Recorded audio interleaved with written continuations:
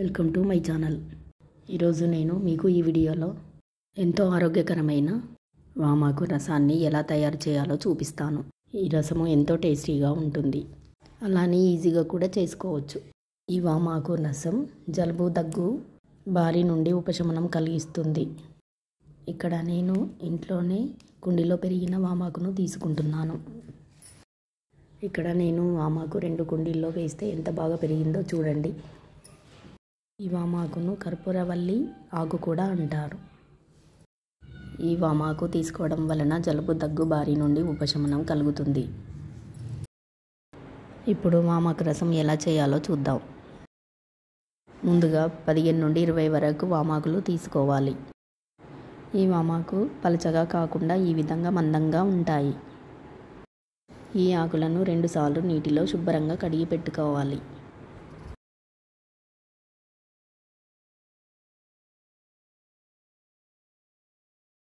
ఇప్పుడు నిమ్మకాయ సైజ్ అంతా చింతపండు తీసుకొని నీళ్లు పోసి శుభ్రంగా కడిగి నీళ్లు పోసి నానబెట్టుకోవాలి.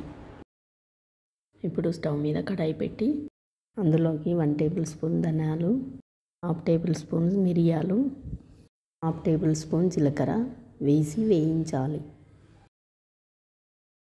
ఇవి కొంచెం వేగాక ప్లేట్లోకి తీసుకొని చల్లార్చాలి. చల్లారాక ఒక మిక్సీ జార్ తీసుకొని అందులో వేసి 7-8 వెల్లుల్లి రెబ్బలు కూడా వేయాలి.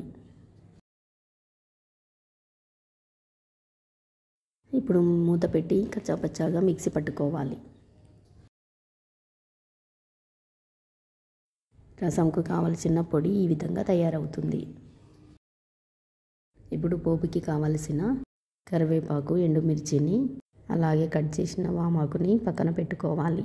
ఇప్పుడు స్టవ్ పై కడాయి పెట్టి అందులో 2 టేబుల్ స్పూన్ల ఆయిల్ వేసి 1/2 టేబుల్ స్పూన్ ఆవాలు, 1/2 టేబుల్ స్పూన్ జీలకర్ర, చిదుముకున్న 3 ఎండుమిర్చి, కరివేపాకును కూడా వేసి వేయించాలి.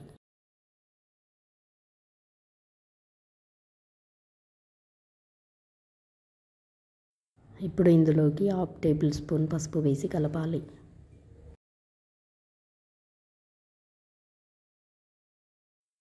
ఇప్పుడు సన్నగా కట్ చేసిన వామాకును వేసి నూనెలో కొద్దిసేపు వేగనివ్వాలి. మాకు త్వరగానే మగ్గిపోతుంది కాబట్టి కొద్దిసేపు వేయిస్తే సరిపోతుంది.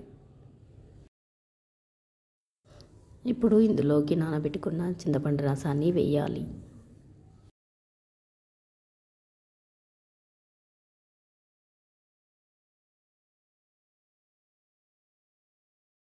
ఇందులోకి ముందుగా రెడీ చేసి పెట్టుకున్న రసం పొడిని వేసి కలపాలి.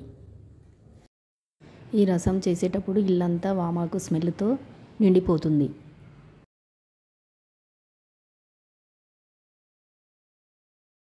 ఇప్పుడు రుచికి సరిపడే సాల్ట్ను వేయాలి. ఇక్కడ 1 టేబుల్ స్పూన్ సాల్ట్ను తీసుకున్నాను. అంతా కలిసేలా కలపాలి.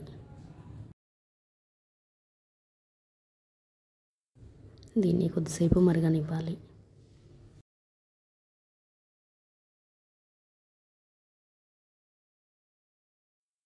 ఇది మరిగేటప్పుడు 1/2 టేబుల్ స్పూన్ బెల్లం వేసి మరిగించాలి. బెల్లం వేయడం వల్ల రసానికి మంచి టేస్ట్ వస్తుంది. ఇది ఆప్షనల్, మీకు అవసరం లేదనుకుంటే స్కిప్ చేయండి.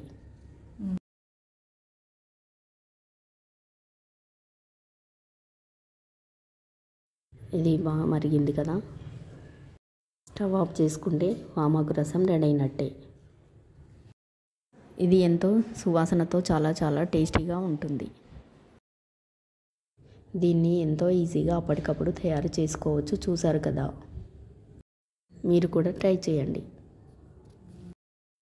ఇది వేడివేడి అన్నంలోకి కలుపుకొని తింటే చాలా టేస్టీగా ఉంటుంది. ఈ వీడియో మీకు నచ్చినట్టయితే లైక్ చేయండి, షేర్ చేయండి, సబ్స్క్రైబ్ చేయండి. Thanks for watching.